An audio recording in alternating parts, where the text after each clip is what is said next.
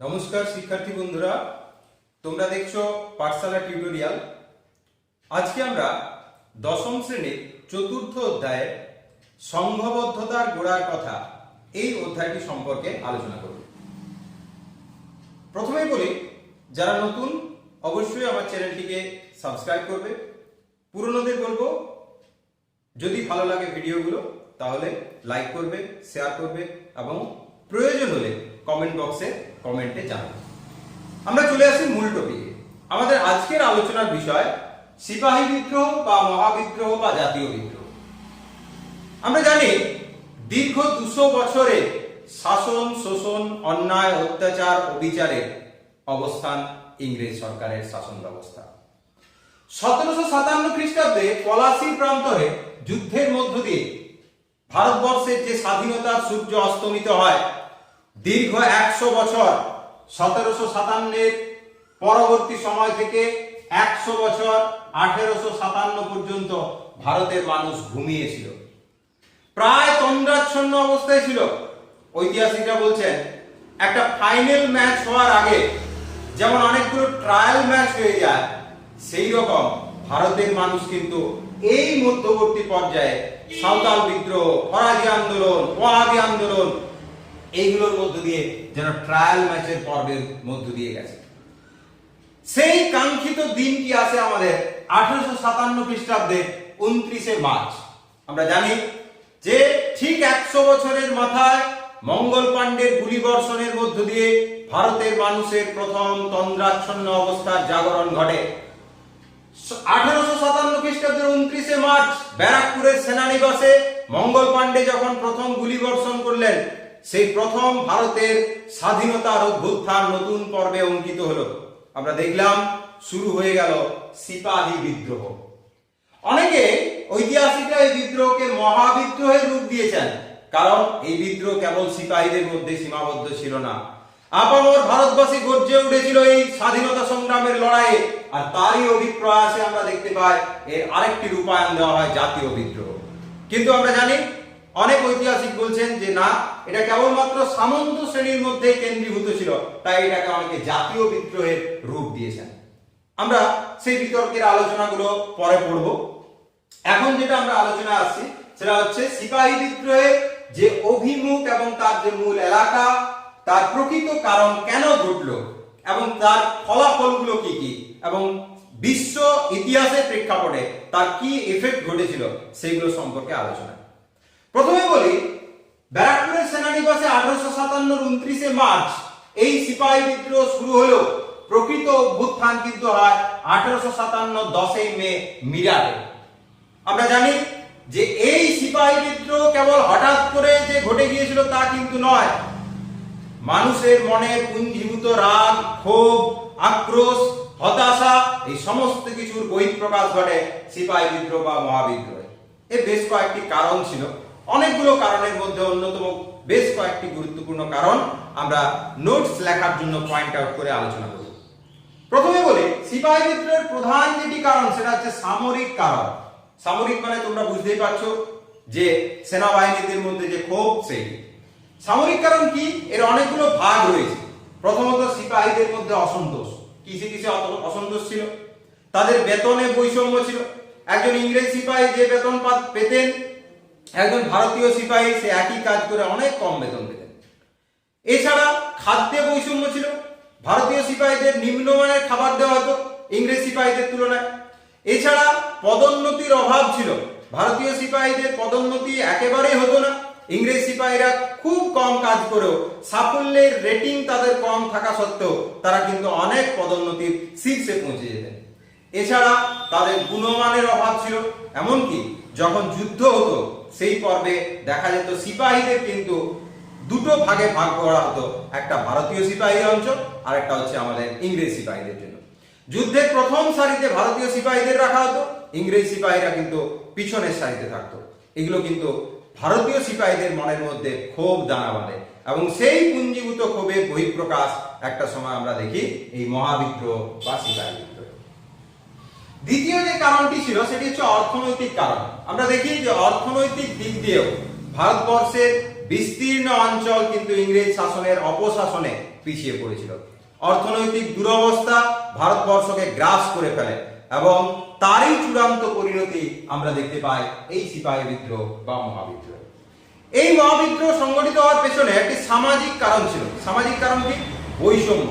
তোমরা প্রত্যেকেই শুনেছো একটি কথা যে ইংরেজ সিপাহী শুধু নয়, অন্যান্য যে ইংরেজ বর্গ ছিল, নীলকর যারা ছিলেন, অন্যান্য যে সমস্ত অফিসের বা কাছারিতে যারা কাজ করতেন, তারা যে ক্লাবগুলো করেছিল সেই ক্লাবের বাইরে লিখে রাখতো dogs and natives are not allowed, অর্থাৎ কুকুর এবং ভারতীয়দের প্রবেশ নিষেধ। এটা কতটা হৃদয় বিদারক, কতটা মর্মস্পর্শী আমরা প্রত্যেকেই বুঝতে পারছি।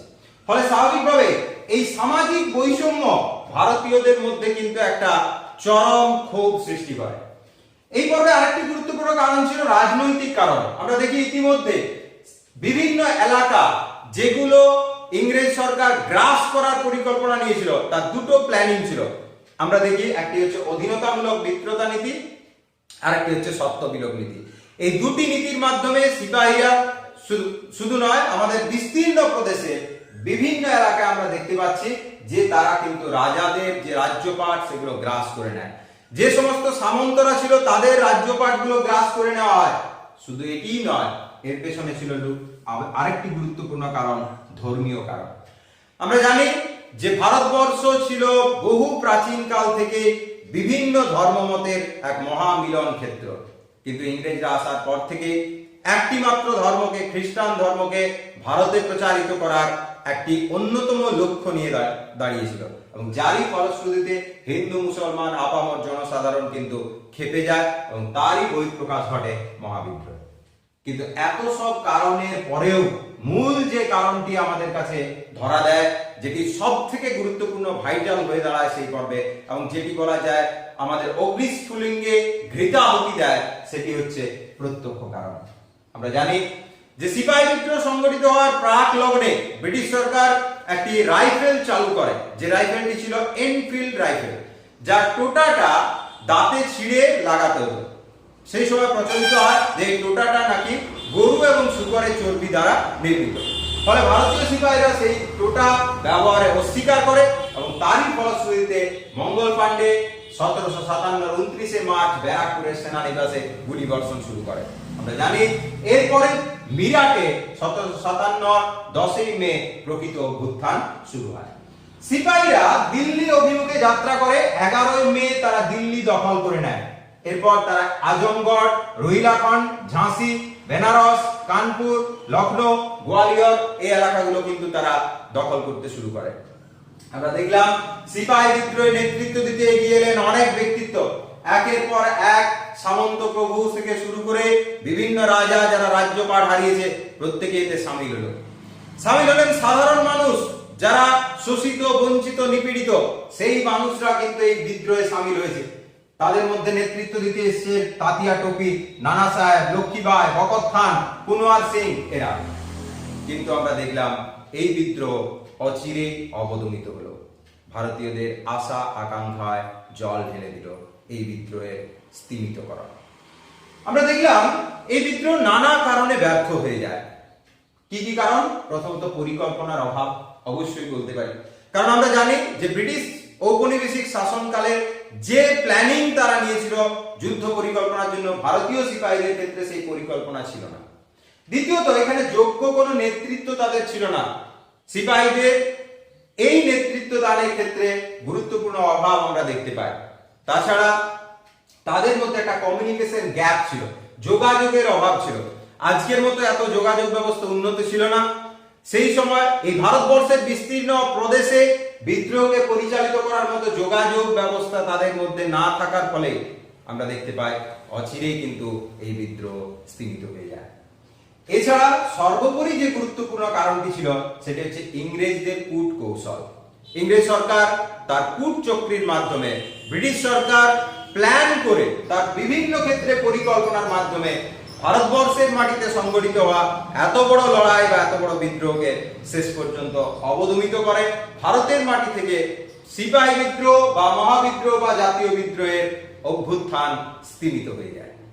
কিন্তু সত্যি কি বিদ্রোহ আমাদের শেষ হয়ে গিয়েছিল? সত্যি কি লড়াইয়ে আমরা পরাজিত? না। আমরা হেরে গিয়েও জিতে গিয়েছিলাম। আমরা যদি দেখি এর ফলাফল তাহলেই বুঝতে পারবো যে সিপাহী বিদ্রোহে সত্যিকারের আমরা কিন্তু হেরে গিয়েও জিতে গিয়েছি। আমরা এতদিন পর্যন্ত যে লড়াইগুলো দেখেছি প্রত্যেকটাতে পরাজয় বরণ করে আমরা স্বীকার করেছি, কিন্তু এই লড়াই পরাজিত হয়েও জিতে যাওয়ার লড়াই। কেন না, এর ফলাফলের প্রথম যে ফলটা আমরা বলতে পারি সেটি হচ্ছে কোম্পানির শাসনের অবসান। আমরা জানি এই প্রথম দীর্ঘ 100 বছরের ব্রিটিশ ঔপনিবেশিকতাবাদের পতন হলো, ইংরেজ ইস্ট ইন্ডিয়া কোম্পানির শাসনের পতন হলো, পরিবর্তে মহারানীর শাসন চালু হলো। 1858 খ্রিস্টাব্দের 1 নভেম্বর আমরা দেখলাম মহারানী ঘোষণাপত্র সেখানে দেওয়া হলো। আমরা দেখলাম যে ভারতবর্ষ এক নতুন দিনের আহ্বান করলো। আমরা দেখলাম এই পর্বে শাসনতান্ত্রিক পুনর্গঠন হলো, বিভিন্ন ক্ষেত্রে এরপর সংস্কারমূলক কর্মসূচি নেওয়া হয়েছিল। আমরা দেখছি যে এই বণিকের মানদণ্ড যেটা রাজদণ্ডে রূপায়িত হয়েছিল, সেই বণিক সমাজ থেকে শাসন ব্যবস্থা ফিরে গেল একটা সরকারের হাতে। সামরিক ক্ষেত্র পরিবর্তন হলো, ব্রিটিশ শাসনাধীন যে সামরিক ব্যবস্থা ছিল সেখানে ভারতীয়দের যোগ্য সুযোগ দেওয়ার ব্যবস্থা করা হলো, এবং ন্যায় বিচার প্রতিষ্ঠার ক্ষেত্রেও কিন্তু আমরা দেখলাম এই পর্বে একটা গুরুত্বপূর্ণ ভূমিকা গড়ে উঠলো। ফলে সব মিলিয়ে ভারতবর্ষের শাসনতান্ত্রিক ব্যবস্থায় এই সিপাহী বিদ্রোহ বা মহাবিদ্রোহ জাতীয় স্তরে একটা অনবদ্য ভূমিকা পালন করে। ভারতবর্ষের রাজনৈতিক প্রেক্ষাপটে ভারতবর্ষের শাসনতান্ত্রিক যে প্রেক্ষাপট তাতে একটা নব দিগন্তের সূচনা করে এই লড়াই বা এই বিদ্রোহ। ফলে স্বাভাবিকভাবে এই লড়াই বা এই অভ্যুত্থান জাতীয় স্তরে একটা নতুন দিগন্তকে উন্মোচিত করেছিল, আমরা সেটা বলতে পারি। এরপর যেটা আমরা আলোচনা করব সেটা হচ্ছে এই সিপাহী বিদ্রোহ বা মহাবিদ্রোহের আন্তর্জাতিক ক্ষেত্রে প্রভাব। আমরা জানি সারা বিশ্বে এই সিপাহী বিদ্রোহ বা মহাবিদ্রোহের প্রভাব পড়েছিল, শুধুমাত্র ভারতবর্ষেই নয়, সারা পৃথিবী জুড়ে এই মহাবিদ্রোহ তার গুরুত্বপূর্ণ প্রভাব ছড়িয়ে দিয়েছিল। আমরা আলোচনার ক্ষেত্রে চলে আসছি। 1857 খ্রিস্টাব্দে সংগঠিত বিদ্রোহকে আমরা যে নামে অভিহিত করি না কেন, এই বিদ্রোহের প্রভাব বা ব্যক্তি যে আন্তর্জাতিক সীমায় পৌঁছে গিয়েছিল তা জানার অপেক্ষা রাখে না। আমরা গুরুত্বপূর্ণ 3টি দেশে এই মহাবিদ্রোহের যে প্রভাব সেগুলো নিয়ে আলোচনা করব। প্রথমে বলি ইংল্যান্ডের প্রভাব কিরকম ছিল। 1857 বিদ্রোহ ইউরোপে গভীরভাবে প্রভাব বিস্তার করেছিল। বিদ্রোহের আকস্মিকতায় ইংরেজরা বেশ আশ্চর্য হয়ে গিয়েছিল। শুধু তাই নয়, ইংরেজ নারী পুরুষ শিশু নির্বিশেষে মারা যেতে শুরু করলে ইংল্যান্ডের মানুষের মধ্যে গভীর ক্রোধ এবং প্রতিহিংসা সৃষ্টি হয়েছিল। তাই ইংল্যান্ডের বিভিন্ন পত্রপত্রিকায় উদ্বেগ প্রকাশ করা হয়, বিভিন্ন চার্চে জাতীয় বিপর্যয় দিবস পালন করা হয়। পাশাপাশি লর্ড পামারস্টোনের মতো ব্যক্তিরা কোম্পানির শাসনকে দায়িত্ব জ্ঞানহীন বলে মন্তব্য করেন। একইভাবে ফ্রান্সেও গুরুত্বপূর্ণ প্রভাব দেখা যায়। ফ্রান্সের উদারপন্থী পত্রিকা তারা লেখালেখি শুরু করে এবং অন্যান্য পত্রিকাতেও ইংরেজদের অত্যাচার এবং স্বৈরাচারী শাসন ব্যবস্থার যে গুরুত্বপূর্ণ ঘটনাক্রম তার পরিচয় আমরা এই পর্বে খুঁজে পাই। এছাড়া রাশিয়াতেও এই পর্বে কিন্তু আমরা গুরুত্বপূর্ণ এফেক্ট দেখতে পাই। আমরা দেখছি এখানকার পত্রপত্রিকা সংবাদপত্রগুলিতেও এখানে কিন্তু সাংবাদিকরা প্রতিবেদনে তাদের অগ্নিবীণা ছড়িয়ে দেয়, এবং আমরা দেখি যে বিভিন্ন ক্ষেত্রে ভারতবাসীকে বিদ্রোহের মুখে যে ঠেলে দেওয়া হয়েছিল তার অভিপ্রয়াস কিন্তু এই 3টি দেশে পড়ে। ফলে সার্বিকভাবে জাতীয় জনজীবন ভারতবর্ষের প্রেক্ষাপটে শুধু নয়, সারা বিশ্বের দরবারে এই লড়াই বা এই আন্দোলন একটা নতুন অভ্যুত্থান তৈরি করে। সারা পৃথিবীর মানচিত্রে সিপাহী বিদ্রোহ একটা নতুন দিনের লড়াইয়ের কর্মসূচিকে স্বীকৃতি দেয়।